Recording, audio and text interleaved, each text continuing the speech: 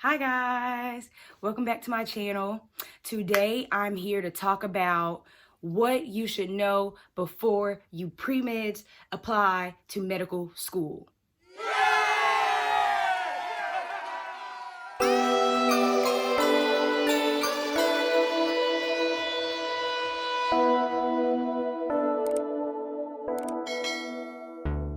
If you're anything like me, you have a pretty strong mindset, but you can tend to take too much onto your plate.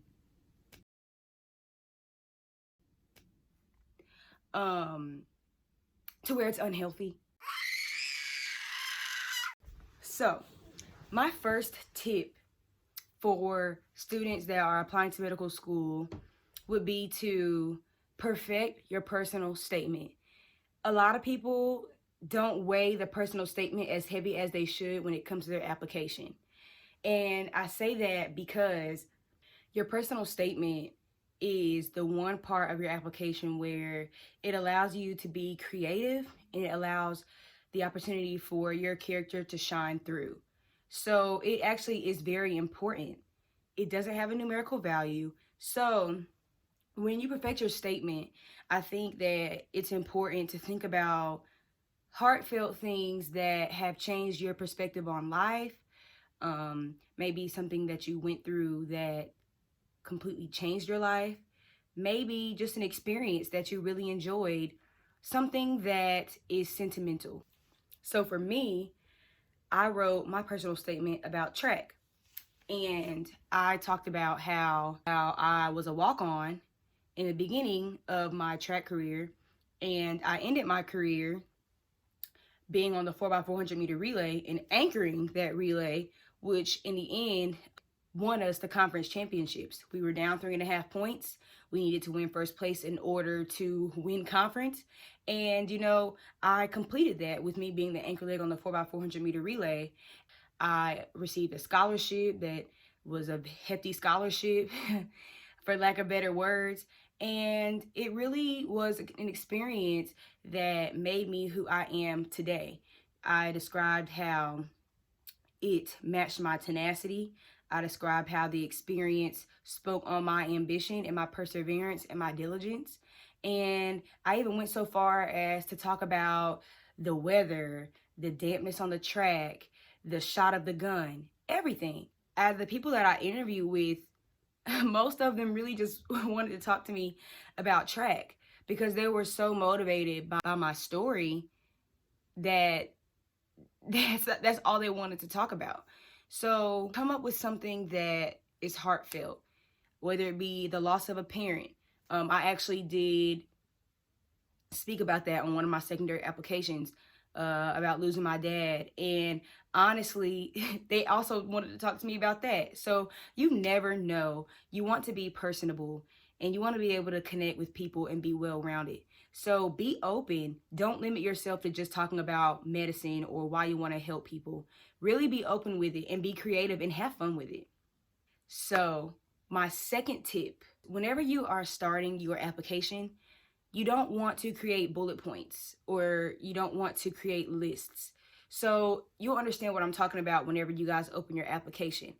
But whenever you have the option to list your volunteer activities, your work experiences, and things like that, you don't want to create a bullet point list because it can come off fake.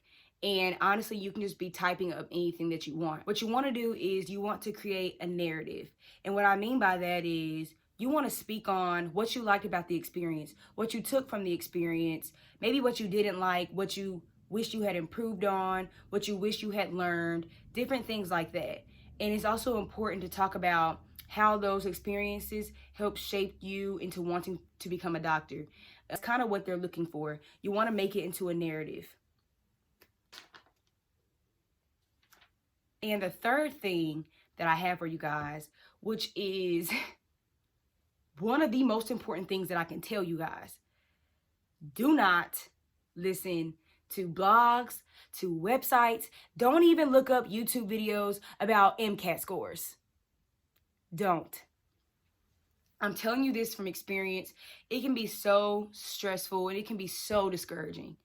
I mean, I read websites that said if you don't score at least a 513 and you don't have this GPA, then you may as well not even think about applying to medical school because they're not even going to look at your name.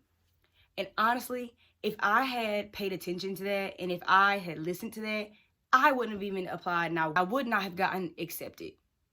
A lot of these websites are created by people that have not even attended medical school.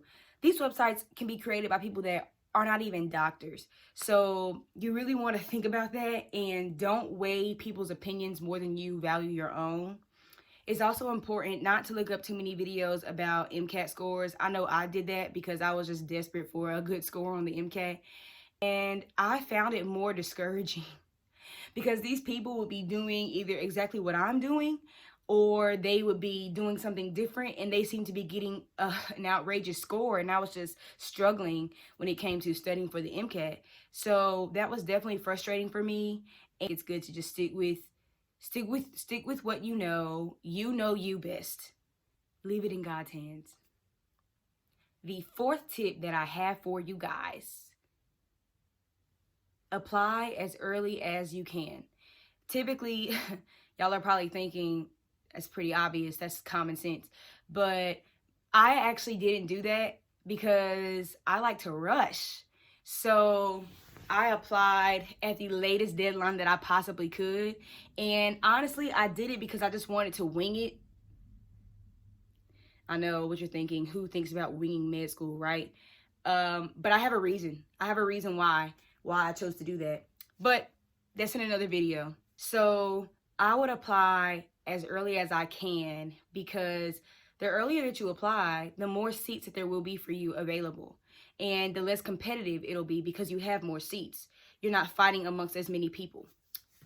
Also, what some people may not know is that if you plan to apply to medical school, but you feel as though classes are in your way, you can still apply to medical school in December if you're taking classes in the fall. You don't have to be completely finished with classes before you apply to medical school. All you have to do is send them a current transcript of the classes that you're taking, and they'll accept that as long as you obviously complete the class and get the credit and get the grade. Tip number 5.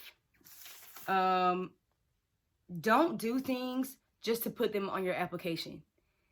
I think a lot of people get caught up and they compare themselves to others and they feel like they have to do something else and one up someone else in order to get noticed or stand out. And what I've noticed is that it doesn't really matter how much you're doing or how many clubs you're a part of. It matters what you're doing in those clubs, what you're doing at work, what you're doing when you volunteer.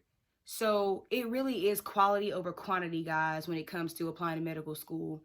Interviewers and people on the admissions committee, they can fish out if you just added a bunch of things to your application just to make yourself fluffier. Now, don't get me wrong. You do want to fluff your application and you do want to make yourself the best candidate out there. But you don't want to overfluff and just add a bunch of different things on your application to where it's like impossible that you've been a part of those many clubs. Like, some people can just be outrageous when it comes to the things that they're a part of. They want to know that you have a life, but they also want to know that, like, you want to give back to the community and you're a part of other things that don't have to do with anything about medical school. So it's important to be realistic about that and keep that in mind. Okay, y'all, so my last tip for this video is don't compare yourself to what others are doing. This is a hard thing to do, but you can't do it. You just can't. You can't do it. You can't do it. You can't do it. It's so important to know that everyone is different and you were created to be you. There's only one you. So number 1, communicate with the schools that you want to apply to. Email the admissions committee. Ask them about where you would stand when it comes to their school. Ask them what their average MCAT score is. Ask them what their average GPA score is. And that will give you a better feel for how you line up in the program. Also, I think it's important to not feel like you have to be a medical scribe or a certified medical assistant or a nurse's assistant in order to get into medical school. I did not work with patients before I got accepted into medical school. I worked as a personal trainer and a pharmacy technician. those are not technically clinical experiences. So I don't want you guys to get caught up into the titles, because what they really want to know is what you've learned from those experiences. At the end of the day, I still worked in healthcare and I still had some remarkable stories to share with them. And honestly, they were surprised and excited to hear about the different things that I've done to impact people's lives. So at the end of the day, I think it's best to find something that you are interested in and shoot for it. Those are my tips for this part of the video. If you feel like someone can benefit from this video, please feel free to share it. And don't forget to give me a thumbs up and subscribe. Until next time.